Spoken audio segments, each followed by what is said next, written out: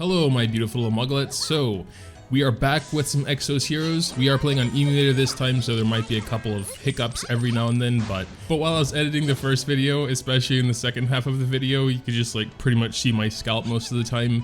So this video is actually a downgrade since I'm going to be looking directly at you. This will actually be a 3-part series, and then I'm going to get you guys' opinions if I should continue. I'm going to make at least one follow-up, so a non-sponsored follow-up, but spoiler alert, I actually am enjoying the game. I don't take sponsorships for games that I don't like, but yeah, as always, links will be in the description down below, so make sure to check it out. Anyway, we are just finishing up this golem here. I recently found out that golems are actually pretty awesome for experience. Like, damn, look at these big ass books. They're also the totems, which I don't really go for as much because they are like more for gear enhancing, and I don't really have that good gear right now.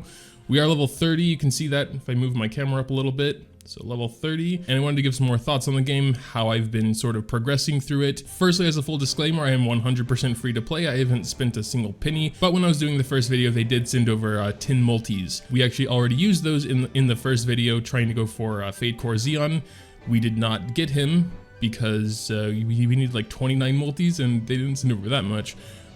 So yeah, we unfortunately missed out on him, but we were super lucky with Anna here. We only needed 2 multis for her, and this 7,000 success up here we farmed all on our own. So with that and that out of the way, let's go ahead and talk about the progression system, because it is, in my opinion, a lot different from what I've seen. There isn't anywhere you can really farm, so to speak, like there is in almost every other game. The only reason to ever like go back in stages on the story, for example, is in case you missed missions, which, you know, we miss missions a lot because we're just trying to go through the story. And of course we're going to go back there and finish them to get that stuff. There's still quite a lot to get there. I think we've only completely cleared chapter 3. There is of course a ton of content, as you can see in this challenge tab here. There is a lot to do, but the tickets are limited. You can get experience, hero enhanced materials, gold, which is a lot more scarce than I thought it was, but yeah, so that's super important. I'm trying to save a lot of these tickets for when we can do the harder stages. We can go there and see how far we can go up in the meantime. Yeah, we can do up to very hard.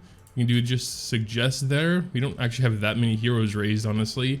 And what's kind of annoying is that we have conditions to enter, so we need 2 light or dark heroes. We have this guy, which, I mean, you know, since we do need light and dark, it's fine. But yeah, I would say like the main marker of progression is going through story mode. We're a bit stuck on chapter 9, episode 5 here. We can take a look at my team real quick. These are the guys that I've been raising mostly, and I'd say it's a pretty solid team now that we have Anna, because before that we didn't have a healer, and Anna is regarded as one of the best, if not the best healers. Unfortunately, by the time this goes up, she will no longer have a banner, so it's useless for me to tell you to try and pull her. It also seems in this game you need to raise a lot of different heroes.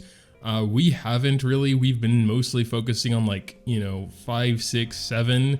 We only have a total of 8 above level 60. But if you click this button up here, you can get a decent idea of the strategy from other players.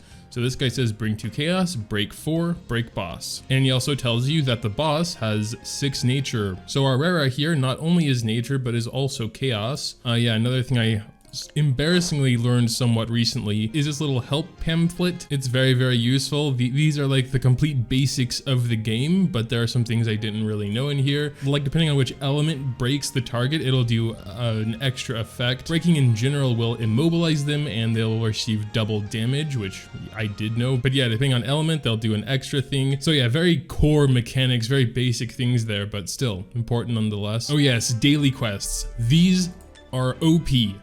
Daily quests usually aren't that important, and like, you get tiny rewards, but in Exos Heroes, daily quests are OP. Absolutely do them.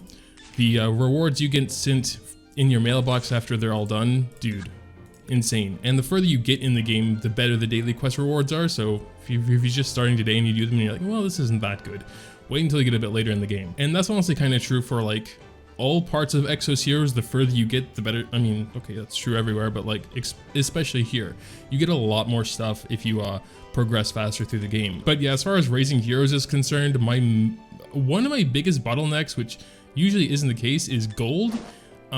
It's very hard to get. It's way harder to get than I thought. There's nowhere you can really farm it. Like I said, you have the gold dungeon you can do every day. You get those 3 tickets, but like nowhere you can go and just like spam, because there is no real energy system in this game either. We have the leva stones, which are used for exploration and some battles, but it's just not really the same. I just recently got Anna, so she is lagging behind my like favorite guys, and I want to definitely get her up a little bit more. Gonna use these basic books. Want to always try and save the actual element books for the one whose element it is, you know. We would need a good light hero as well, because those later stages will require 2, 3 sometimes light and or dark heroes. Yeah, let's just get her up to 71 for now. That's fine.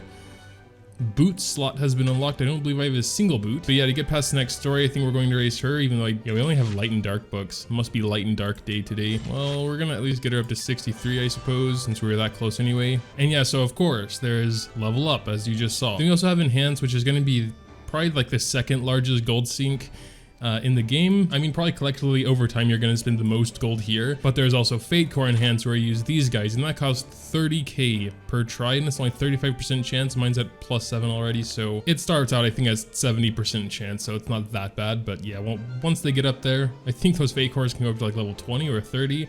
It's pretty crazy. Thankfully with Enhance they can only go up to +5, and then you're done. These guys are like neutral. You can see we have a 27.5% chance each there to get her up. So it could be like, you know, success, success, fail, fail, fail. But for each fail, we get a little bonus enhancement rate so that the next one has a slightly higher chance of succeeding. But yeah, I think we're going to try 9-5 again with our more thought out setup. You can also see down here, when the easy circle is full, that means, you know, you have a good chance of doing it. It should be pretty easy. Someone said she has a one-shot skill, so we just have to hope that doesn't target our Rara. Should have probably taken a dark with us as well, because these guys must be dark. I'm honestly not too concerned with doing the missions. I just want to see if I can beat the stage. Also, Rara can poison, so I think each poison tick will destroy one of her guardian stones. Oh no, she went directly for... That was... Dude, that's so messed up. Jin here is also pretty nice though, so this guy has a little bit of HP left. We're gonna use his second skill. Boom, he's dead. And when you kill someone with that second skill, you get an extra turn. That's pretty sick. Well, he counterattacks, which is really nice. So she's already half broken, but our green tank dude is very close to being dead. Gonna save some mana for when she is actually broken, if that works at one point. We might just be able to, I mean, she's pretty close to dead, honestly. Okay, so whatever. Just power through it, apparently. If your guys are strong enough. It probably would have gone a lot faster if she hadn't just straight up instantly killed our Rara though. Oh yes, there is also something very important. The Uper's Labyrinth. This is probably going to be your biggest source of summon currency, Zes, whatever it's called, this stuff. We are currently on Starry Corridor 1, which we might be getting near the end. This actually resets monthly, which I didn't know at first, but yeah, it's really cool. It's gonna be a pretty consistent source of the in-game currency here. Like with all content, we have this button here. So, I mean, most people are just, okay, such a stupid design, boss. Yeah, I couldn't beat this one. So it can be a source of laughs as well. Most people are just memeing how FC Xeon can solo everything, which does make me salty. It doesn't. Yeah, here we go. FC Xeon solo easy, which yeah, makes me a bit salty because I wasn't able to get him, but yeah. There are some genuinely helpful tips as well in here. Heals and goes immune when full dark, blue bar, Baraka, Rachel plus buff unit. We don't have Baraka either, I believe, but yeah. But yeah, I'm pretty sure we're not quite ready to start on Starry Corridor, but currently it's only the 8th, so we have plenty of time to raise our party and try until the end of the month. Then there's also everything below Uper's Labyrinth. These tickets do not stack like Solar Trade Route, you know, Ancient Gold Mine. You can see we have 6 out of 3, so we basically just get 3 tickets every day there, but these don't. So you kind of have to do these every single day. Regardless of if you want to try and get stronger or not, you should try and do them every day. For example, the Bone Dragon, this is like sort of a world boss because you don't actually kill it. You just get points based on how much damage you do. We're just going to do Suggest here. You can see his Guardian Stone information, which is light and dark, which isn't the best for us, but we're going to start it. Our team is stronger than it has been last time, which is always good. I mean, looking at his HP bar up there, you probably can kill him. You know, he has 4 HP bars. We're like halfway through the first one, but he's just doing so much AoE damage to us that we're dead within like 4 turns. So, you know, maybe once our team is like a lot stronger, we can, but you can see all of our dudes are half dead already. We didn't have Anna last time we tried this. We only got her yesterday. So she can heal us back up. We probably need multiple healers if we want to try and actually kill him though. But we're definitely doing much better than we were before. And you can see once his like first HP bar is gone, he takes almost no damage at all. You probably need to break him.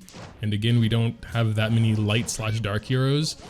And he is also flying now, which is scary. 73 damage. Yeah, we're doing like pretty much nothing, but we've never gotten 33k points before, so I'm happy already, honestly. Oh lord, oh, I've never seen this move. Yeah, half our dudes are dead. It's cool though. If we can break 40, yeah, we just broke 40k. Alright, I'm satisfied. But yeah, it seems like you can kill him actually on your own. You just need a very strong team. I think that was it, 54k. I'm happy with that, honestly. And with that currency, you can actually get some pretty decent equipment. And with these, you can also awaken equipment. So yeah, you can spend that currency here to get these golden weapons. Mostly I'm getting the blue ones, but hey, that's the way the cookie crumbles. But yeah, you can get some good weapons there. You do have the option to save 2,000 of them though, to craft one of these. So, you know, guaranteed to be a faded weapon. You can only do that once per month, so definitely something to consider. This is definitely more my lane, honestly. Guaranteed get something good. 2,000 is definitely a lot though, damn. There are also separate daily missions, which of course you should do as well. 30 free currency, but that also ties into weekly. You need to do a certain number of daily quests to get the weekly 250, which is definitely a bigger chunk there. So we're not gonna summon today, but I do wanna talk about gacha a little bit more.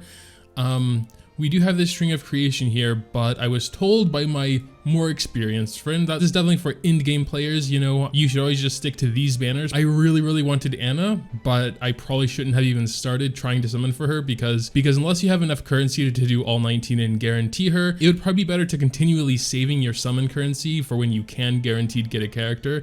Like I spent so much summon currency on the Fate Core Xeon banner before her, and I couldn't get it, so I wouldn't say it was a waste because I got some other decent characters, but it definitely would have been smarter to just save. Like, then I could have guaranteed gotten her instead of just getting lucky and getting her on the second multi. But yeah, that's just my take on that. But yeah, I think that'll pretty much do it as far as my little account progression update goes. Couple little tips sprinkled in there as well. If you want to drop your own tips in the comments down below, feel free to do so. Please do so by all means. Dropping a like on this video if you did happen to enjoy is always greatly appreciated as well.